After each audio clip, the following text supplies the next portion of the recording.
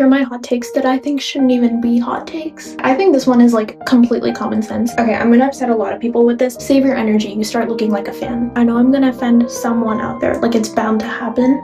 And because of that, I don't mean it personally, I swear. And if you disagree, we are cool to have a debate in the comments. Quickly getting on here to say that none of this is aimed towards anyone I know in real life, I promise. Starting off strong, a friend group without a shred of diversity is always toxic. Like, I'm talking you look the same, you act the same, you have the same opinions, you have the same interests, like everything is the same about you guys. There is bound to be some sort of toxicity and competition. Being unhappy, like constantly unhappy, makes you successful because you have that hunger for more, like all the time, so you're never satisfied. And because of that, you are bound to be successful because you're always chasing what you want. Same thing with discomfort. Discomfort makes you successful. Okay, I think this one is like completely common sense, but a person that's a 10 out of 10 and puts down other people for their appearances or their personality is automatically a 0 out of 10. I've always felt this way, and I don't think it's changing anytime soon. I feel like you can be the prettiest person on earth. If your heart is ugly, then you're automatically ugly. Don't tell my parents I'm saying this one, but I personally think phones are the problem. I've noticed that when my screen time is low, I end up getting much more done with my day. It just can't be a coincidence. I'm not gonna lie, I do believe that there are a bunch of like good things that do come out of your phone, like social media, being able to contact people, but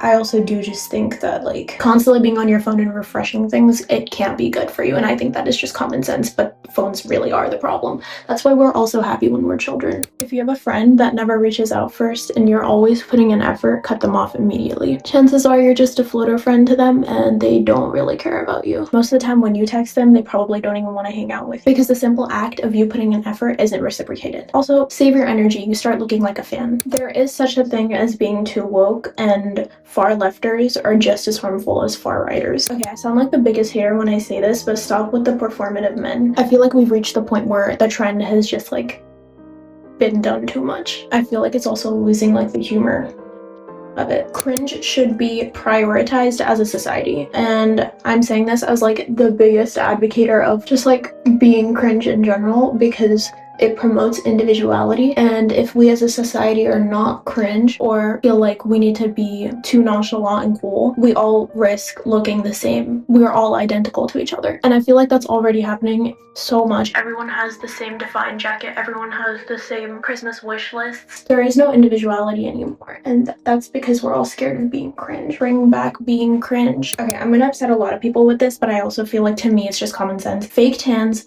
long nails, like super long nails. Okay, I like to keep my nails pretty long, right? These are pretty long in my opinion. If they go like up till here, I feel like that is just too long and it kind of looks a little bit tacky. And the same thing with eyelash extensions. They just look like spider legs at a point, and I am sorry. Oh, same thing with 20-year-olds getting Botox. I had a teacher in high school who had the most beautiful smile lines ever. I don't think I've seen smile lines look better on anyone else. Just remember thinking, imagine smiling that much in your 20s and 30s and getting to the point where you look that beautiful in your 40s. To me, it's just like 20-year-olds just should not be getting Botox. I'm sorry. Because it also makes your face look more puffier than it actually is. Okay, another no-brainer. When and if I raise my own kids, they are not getting their own phone, like an actual like good iPhone, until like high school. This is the way I was raised, and personally I feel like it just worked out for the better. I do feel like if I got a phone earlier, it would have definitely like ruined my childhood a little. If a woman puts down another woman for being a stay-at-home mom or not working, that woman cannot even call herself anything close to being a feminist. Okay, this one is more controversial. Regardless of who asks who on a date, the man should always pay for the first date. Like, what happened to chivalry? Not having to hold a door open for myself? I love that. Cheating is unforgivable. It's probably the worst possible thing you could be doing to your relationship, and people who forgive cheating, I don't understand them, because you deliberately you were with another person knowing that you were already committed to someone else. I feel like that is the diciest situation you can find yourself in. I also feel like forgiving it is kind of disrespectful to yourself. Why are you tolerating that behavior? You obviously deserve more. Love at first sight is not a thing. It's just lust. You barely know the person. And people who believe in it think that like, oh, it was love at first sight when I met them. I don't know how to put this softly. You risk as coming off as a superficial type of person.